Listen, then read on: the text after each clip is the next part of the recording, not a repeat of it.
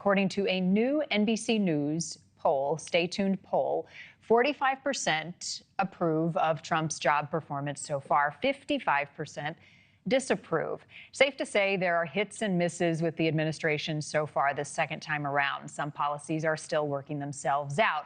How do folks at home feel? Joining us, a panel of voters this morning. Rhonda Fulganetti is a Democratic voter. Darryl Triplett is an independent voter. And Mitch Robson is a recent college graduate. Great to see you guys. We spoke to you during the election cycle as we were taking a pulse and a temperature on how people felt going into the election. Well, we're 100 days in, and it's fun to be able to review how things are going based on Trump in office. Rhonda, I want to start with you. And when we last spoke in October, you said the two biggest issues for you were immigration and women's rights. Polls have shown that both of those are very strong issues for the president as well. New NBC News Stay Tuned poll says 49% of Americans approve of how he's handling border security and immigration, 51% disapprove. Where do you fall in this poll, Rhonda?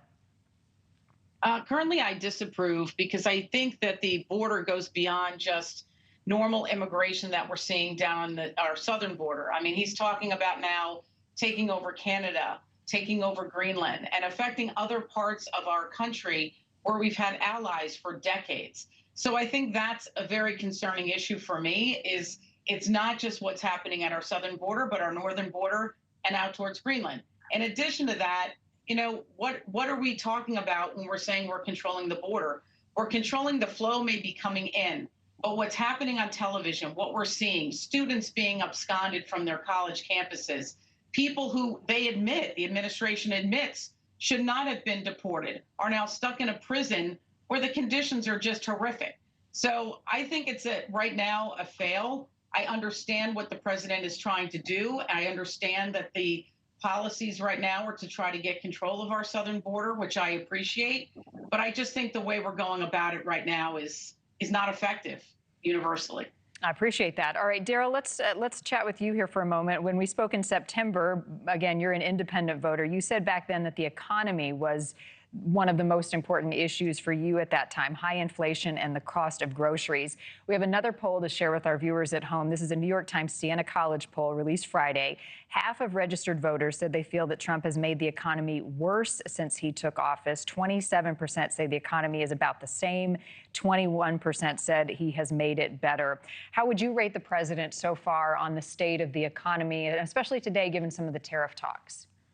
You know, again, you know, it's 100 days into this. We did not get into this mess of our economy in 100 days, right? So I think that in the interest of fairness, I think you have to give the president some time to go in there and really hash things out. I think we're seeing some movement with Dodge as far as uncovering some of the wasteful spending that we've been doing for decades and decades in this company, and they're bringing it to light.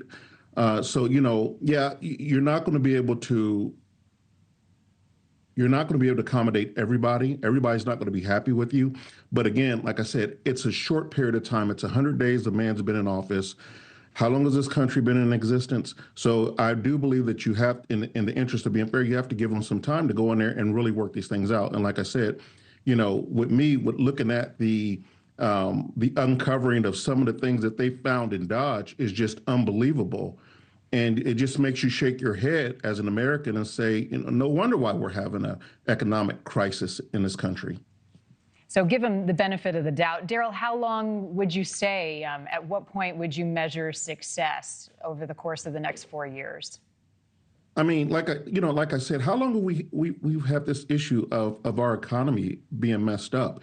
And I'm not saying the whole 4 years. I'm not saying 2 years. I don't know what that looks like, but I know that with his first 100 days in office, and, you know, you got to think this man has signed over 100 executive orders. And I think that beats out Teddy D. Roosevelt. I think he did like 99 in his first 100 days in office or whatnot. So I think that we just have to be fair. Yeah, it's easy to complain and sit back and point the finger and this and that. But at the end of the day, you know, I think that we have to give him a chance to do his job. And I think that being an independent voter, I think that they're doing the best with what they have to work with. Yeah, you're not going to be able to, make everyone happy. We knew that coming into this thing, and I'm hearing about the tariffs and things like that. Yes, it's going to affect businesses. I'm a small business owner myself, but again, we're going to have to do something better than what we've been doing because we've been the laughing stock of the world for forever. Well, thank you for that. Mitch, let me get to you. You graduated from college. Congratulations. As we look at the president's first 100 days, what is your assessment on the issues most important to you? Well, I completely agree with Darryl about giving President Trump the benefit of the doubt on the actual results that he's achieved. It would be premature to assess him, based on his results, but I do think it's completely fair to judge him based on the trends he is heading in. What results do I think he is going to create or not create based on the trend set in the first 100 days? And I do think things are not trending economically from a spending standpoint where I would want them to be. I think, Darryl mentioned Doge. I think Doge has downwardly revised how much it expects to be able to cut by 85%. So you have a lackluster production from Doge in terms of what it's projecting. You have Trump has announced proposed increases in discretionary spending while not touching non-discretionary spending. And, at the present moment, we're running just as large, pretty much of a deficit as last year. So there's plenty of time to get these things cleaned up. But between that and seeing Trump, push for the same CR in Congress that is funding all of these programs that Doge is identifying as being not worth a squeeze, looking at those trends, I think there's plenty of time for Trump to reverse those trends and produce better results. But at the present moment, I'm not super confident, at least on the economic front, that he'll be anything significantly better than the status quo. Okay, appreciate your perspective. I want to get each of your thoughts on some of the news that came out of the 100 days press briefing this morning, and that is Amazon tagging the price that a tariff will add to the cost of a good that you buy on the website. The White House immediately saying this was a hostile political move. Rhonda, let me start with you. Would you be less willing to buy something if it were made in China versus the U.S., or are you willing to pay more for something made in the U.S.? And what do you make of Amazon tagging on the tariff cost? Well, I think it's important for the American people to know what they're paying, right? So if the cost of the product is $5 and then it's $2 additional for a tariff, I think we have the right to know that. I think that the unfortunate part of this is we're going to have to pay whatever it is. So whether it's made in China, we don't have manufacturing plants in the United States right now that can, get the supply chain back up in any period of time. So the reality is we're going to have to buy things from China and Vietnam and all over Europe. And right now we're the laughing stock. So I appreciate what the other people on the panel are saying, but this man was president for 4 years already. I was open to him. As you know, I was an undecided voter last summer. And I think what we're seeing is just fear. There's a lot of fear. There's a lot of chaos. And I would not, at this point, I don't think we have a choice. And so I wouldn't be in a position to say, would I buy it for China or not? The question is, can anybody afford anything right now, whether it be the grocery store or the person you had on before us who's trying to develop her own business. And now she's saying that she won't be able to survive it without increasing costs and things like that. So if we're going to take a look at what he's doing with his economic plan, the reality is we're all going to have to pay more. An example of that is I bought an iPhone 2 weeks ago, and it was $180 more than it was 2 weeks prior to that.